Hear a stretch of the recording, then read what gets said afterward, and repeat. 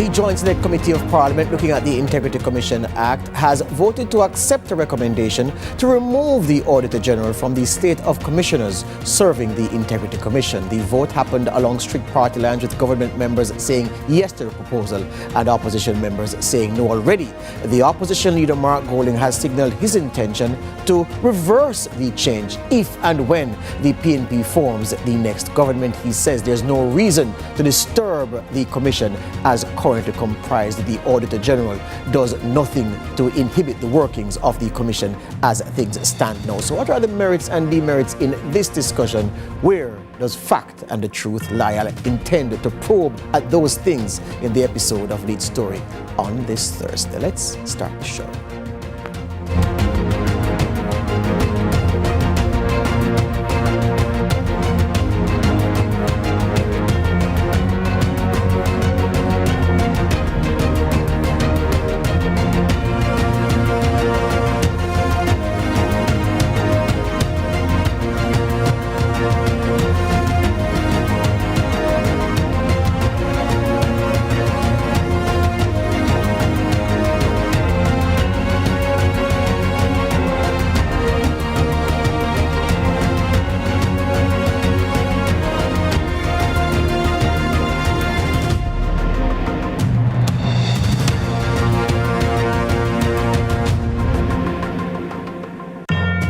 Welcome to Lead Story on this Thursday. My name is George Davis.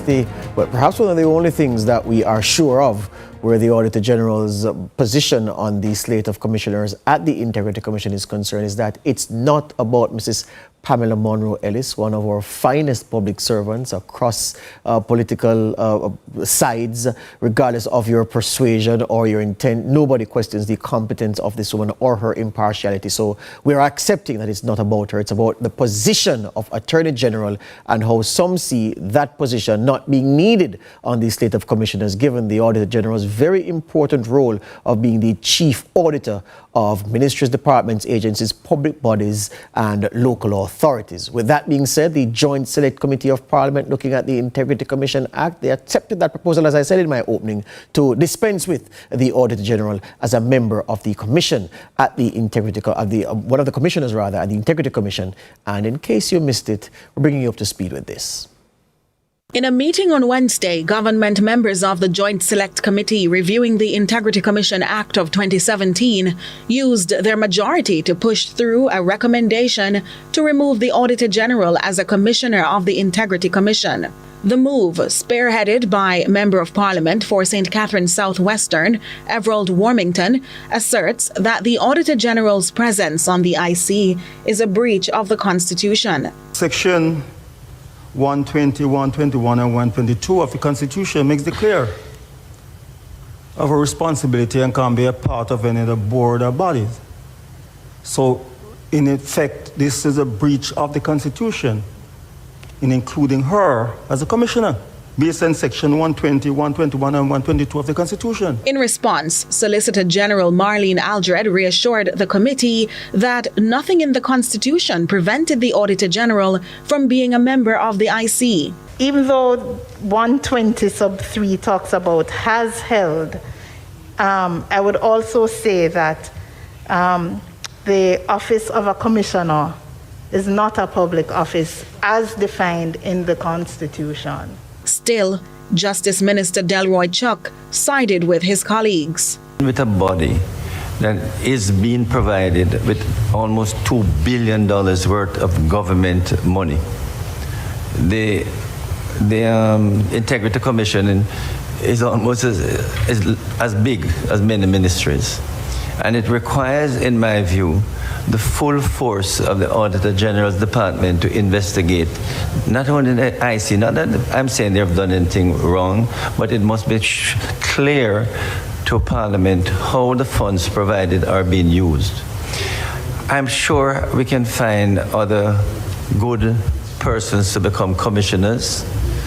If not the type we have anything against the Auditor General being a member in terms of the integrity of the person.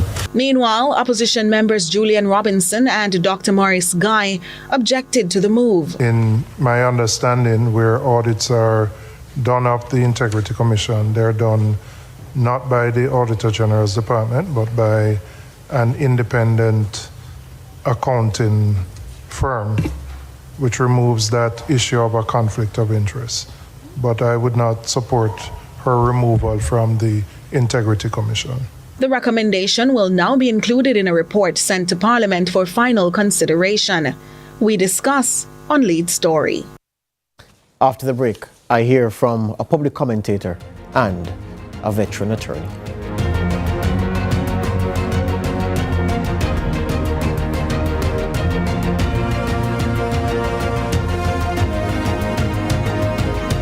Jesus All the Way, a fundraising worship encounter presented by the Jamaica Seventh-day Baptist Conference of Churches on Sunday, June 29, Randy Williams Entertainment Center, featuring Kevin Downswell, Rhoda Isabella, Alicia Taylor, Kevin Heath, Nadine Blair, and Perpetual Sounds of Praise. Gates open at 4 p.m. Showtime 6 p.m. Tickets available at sproopen.com. Jesus All the Way, a worship encounter with a purpose. Sunday, June 29, Randy Williams Entertainment Center, powered by Stuart Soto, Love FM, Mellow FM, Gospel JA, and CVM TV. A motivating factor for us was always that slogan, you need to enrich others, and from enriching everyone else, you will be enriched. I usually joke that it's a high school experiment that went wrong. Well, if they can't manage it, God help them. He put me on some of his accounts, and the first thing he said is, "This is my money." I love that idea. Everybody have degree, all of us have. I say, boy, if you're not going to put out, I'm going to fire.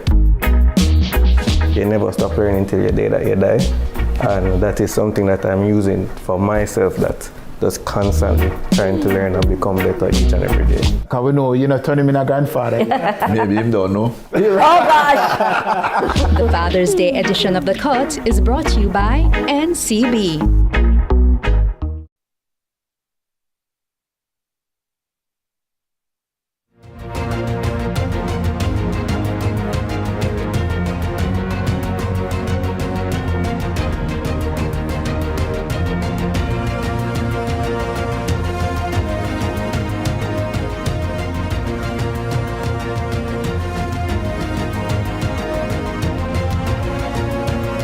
To set this discussion in context, I think it's important for me to read from a 2-page statement to the media sent by former chairman of the Integrity Commission, retired Justice Seymour Panton, in 2021 on this very same issue of the Auditor General's presence as a commissioner of the Integrity Commission. And he said, it needs to be pointed out, these are Seymour Panton's words now, it needs to be pointed out that the presence of the Auditor General on the Integrity Commission is not a recent occurrence. For nearly 50 years, the Auditor General, he wrote, has been a member of Jamaica's commissions dealing with integrity, and there has not been a dissenting voice as to that situation until recently. It would be good to know, Seymour Panton wrote, what, if anything, has happened in recent times to bring into question the Auditor General's membership of the Commission. I turn to my guests this evening. Shane Darling is an attorney at law and has been so for a while, and is a man who teaches constitutional law. And Jermaine Barrett is a student of politics and a public commentator, and a man whose reputation is growing by the day. Good evening, gentlemen. Welcome to Lead Story. Good evening, George, and thanks for those kind sentiments. You know I'm going to treat you well, Jermaine, because you deserve it. Though. There you go. Excellent. Let me start with counsel here, Jermaine, to give us even sharper context. Everett Warmington, in that Joint Select Committee meeting on Wednesday, Sir Shane Darling, leaned heavily on the Constitution. And then hearts were in mouths when the Solicitor General said, not quite, Mr. Warmington, you're not quite accurate with how you've interpreted what the Constitution has set down. In that argument about the constitutional integrity of the Auditor General's seat as a commissioner of the Integrity Commission, where does truth lie? Okay, let me explain. For the benefit of the listeners, for their own research, go to section 120, subsection 3 of the Constitution of Jamaica.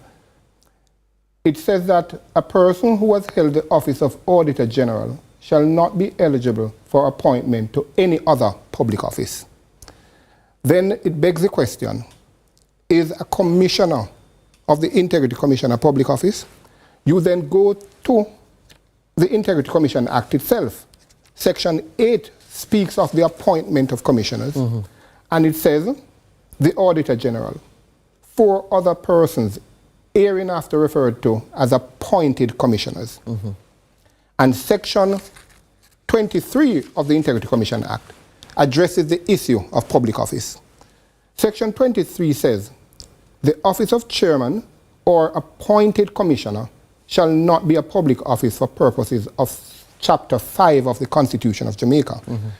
Please note that in Section 23, it does not mention the Auditor General as being barred from holding the public office under Chapter 5 of the Constitution. It protects the other 4 members of the Commission, but not the Auditor General, which essentially means the Auditor General, for purpose of the Act, is holding a public office, which would be in contravention of Section 120, subsection 3 of the Constitution of Jamaica.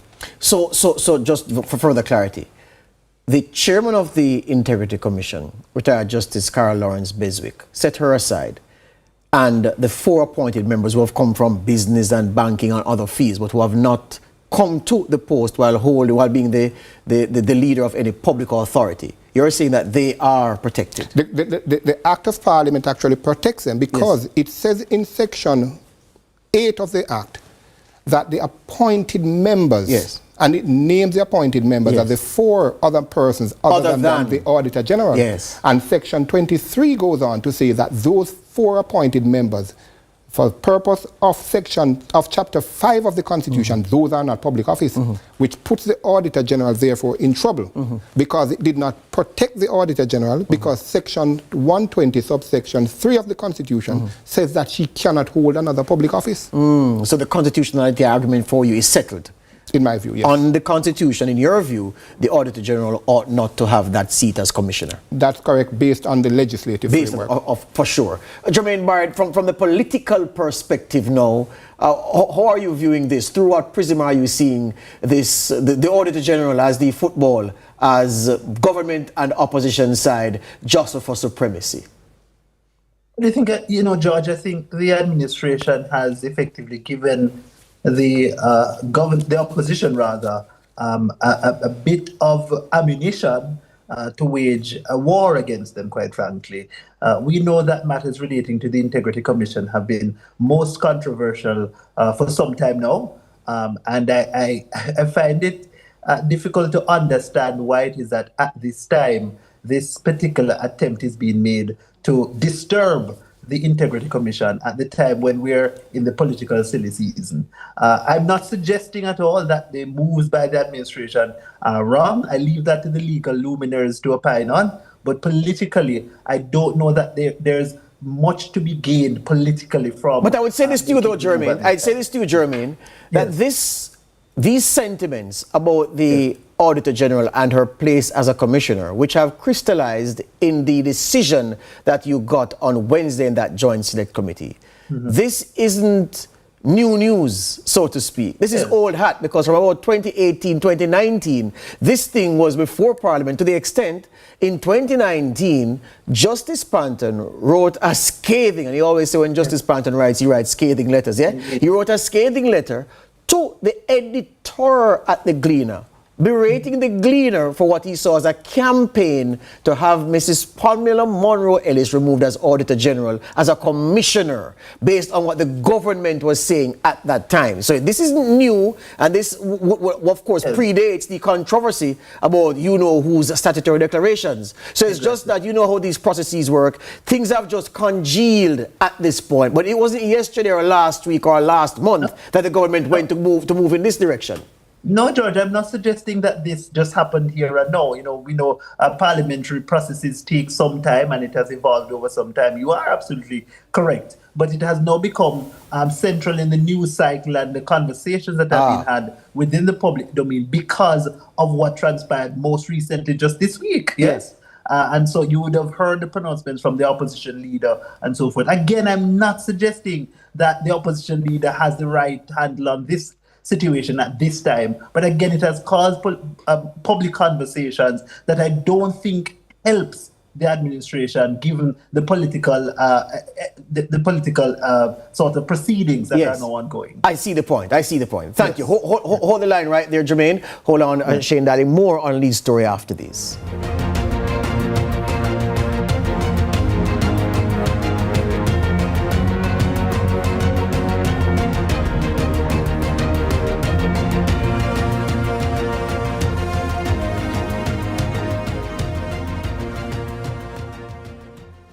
Develop state-of-the-art security solutions like our new Total Connect smart home automation system that gives you 24/7 access to control your appliances, lights, cameras, and doors using your smartphone, tablet, or PC.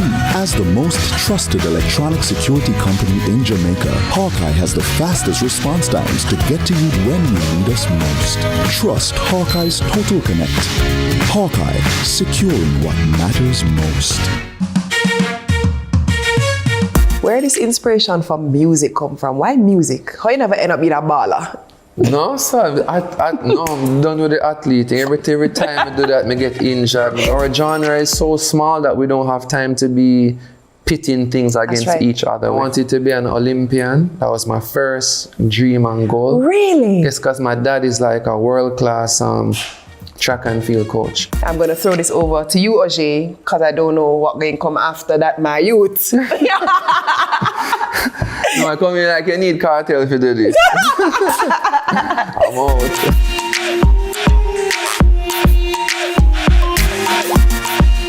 What's up, racing fans? Tune into CVM to see all of the live action from Rally X.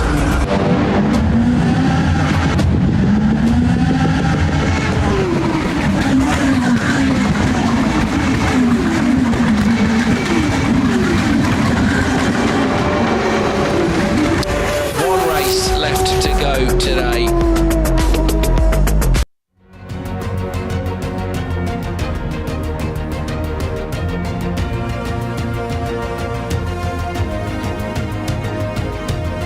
Welcome back to Lee's Story, talking about the Auditor General and that decision by the Joint Select Committee of Parliament looking at the Integrity Commission Act to vote and accept the proposal that the Auditor General's position of Auditor General be removed from the commissioners of the Integrity Commission. Not about Pamela Monroe Ellis, that's agreed. It's about the position of Auditor General. Here's the thing now. I want to tackle Learned Counsel on this very important point that was raised in the debate in Parliament on Wednesday, raised before in previous debates on this issue, and which, of course, is a subject that is raised by the sensible people who discuss this issue in the various fora that they do. That, look, to have someone, the Auditor-in-Chief of the country, Auditor General, I don't need to pretty it up, don't need to put it any other way, it communicates exactly what she is, Auditor General. To have someone like the Auditor General, hands tied on the Integrity Commission as a commissioner, can't audit the Integrity Commission because she's a part of the organization. The benefit of having her auditing the Integrity Commission is more significant than her being a part of the commission and helping it with its work. What does the law say, if anything, about that? People are saying she should be free to do her J job, which is to audit that body and all other such bodies. She should not be sitting there to tie her hands, preventing her from doing that work. Well, let me explain. The Constitution of Jamaica envisaged that sort of conflict, and it makes it clear at Section 122, subsection 5, that in addition to the role of the Auditor General auditing the books of the government of Jamaica, the Auditor General is not restricted from auditing the books of public bodies, public authorities, agencies or department of government, or any other public entity that receives public funds. Mm-hmm. It is known and clear that the Integrity Commission receives public funds. Yes, over $1 billion. Lots of it, yes. Of it. Now, Section 20 of the Integrity Commission Act does give the Integrity Commission the right to appoint an independent auditor to audit its books, to do its annual reports. However, Section 13A of the Public Bodies Management Act, as well as Section 30 of the Financial Administration and Audit Act, says that notwithstanding the provision in any other enactment, the Auditor General of Jamaica can go into any public body and audit that public body and provide such report to Parliament. The position of the Auditor General on the Integrity Commission raises a conflict of interest should the Auditor General Department decide to go in and audit the Integrity Commission, with the Auditor General being a commissioner slash board member on the commission. It then begs the question, what if someone should call for an independent audit of the Integrity Commission by the Auditor General? What would be the position where that report is adverse in terms of its reporting on the use of public funds by the Integrity Commission? The Auditor General now will be in crosshair. Yes. And the Constitution seeks to protect the Auditor General's office from that sort of controversy when it created Section 120, subsection 3, by stating that the person should not be part of any public office. For that very reason, the Auditor General should be like Caesar's wife. Yes. Beyond reproach. Yes. Jermaine, here's the thing now. And I looked this up, but what counsel gave me a window to the question without me even having had to find this beforehand. I just looked up before I came here the roles and responsibilities of directors of a board. For even though the Integrity Commission has people with director on their title, the real directors are the commissioners, because they are the commissioners of the board, which is led by a chairman, okay? Why is it then that we would waste the Auditor General on a board of directors effectively to exert oversight, to talk about governance and compliance, risk management, accountability? Because many people, I'm sure, would believe that the Auditor General's presence lends itself to the processes of the Commission, examining statutory declarations, bringing this expertise to bear. But that's not so, because as a member of the board, you don't operate at that level. Why then do we need to trap the Auditor General up on the board when the skills of the Auditor General could be better used to audit annually the Integrity Commission? I put that to you for your consideration, sir. And you're absolutely spot on, George, because as you've just opined, and nothing just opined, pointed out, the Auditor General being a commissioner within the commission of the Integrity Commission does not lend any particular greater expertise relative to the disadvantages that we're pointing out here, where her office cannot be utilized to probe the administration of the Integrity Commission. I mean, it's beyond just probing financial matters and how it is that public funds are being used by the Integrity Commission. It's also looking at big questions surrounding the performance of the Integrity Commission.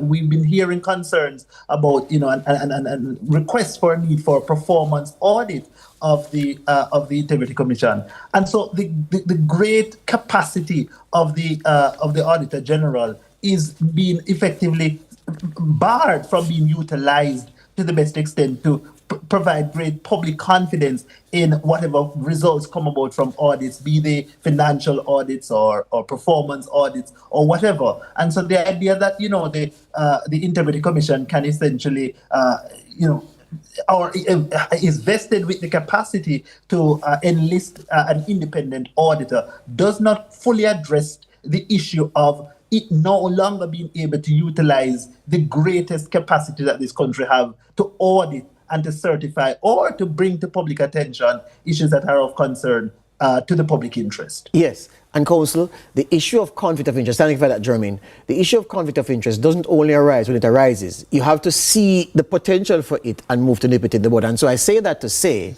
that when it is, and if it is the previous status quo with the Auditor General as a commissioner, and even if they brought in KPMG or Pricewaterhouse or one of the world's leading auditing firms to do their audit, if John Public believes that something is amiss at the Integrity Commission, the presence of the Auditor General as a commissioner would inhibit John Public's ability to write to the Auditor General and say, as our Auditor General, please go and see how my money is being spent at the Integrity Commission, because then you'd put the Auditor General in that conflict. And by removing her, you remove that conflict, appears to be the reasoning. That's correct. You must never forget the appearance of bias, well-established principle in the Pinochet case that was at the House of Lords, that the Lord Hoffman was in some way associated with Amnesty International, who was advocating for the extradition of President Pinochet. Augusto Pinochet of Chile, right, for those students of politics, yes. Yes. So it was ruled that his mere presence on the panel of judges deciding Pinochet's fate was a conflict of interest. And so you have real, actual, and perceived conflict of interest. Now, it is perceived based on the circumstances that the Integrity Commission would be protected from the eyes or the glares of the Auditor General because she sits on it. And that is not the privileged position that other public bodies have, because although they have their independent auditor, the Auditor General still audits those bodies, and therefore is the Integrity Commission being protected not from any allegation, but from the public glare of the Auditor General with the presence of the Auditor General on the Commission. And on that note, we have to leave it, gentlemen. Jermaine, I'm out of time. Thank you very much, my friend. Always good to talk to you. Shane, I really appreciate your time and your expertise. That's my time on Lead Story. The news at 7 comes up next.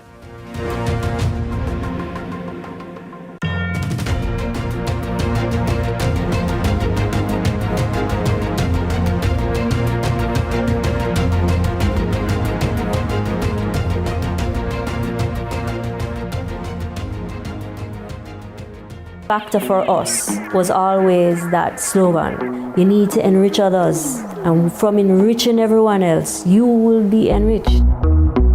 I usually joke that it's a high school experiment that went wrong. Well, if they can't manage it, God help them. He put me on some of his accounts, and the first thing he said is, "This is my money." I love that idea. Everybody have degree, all of us have.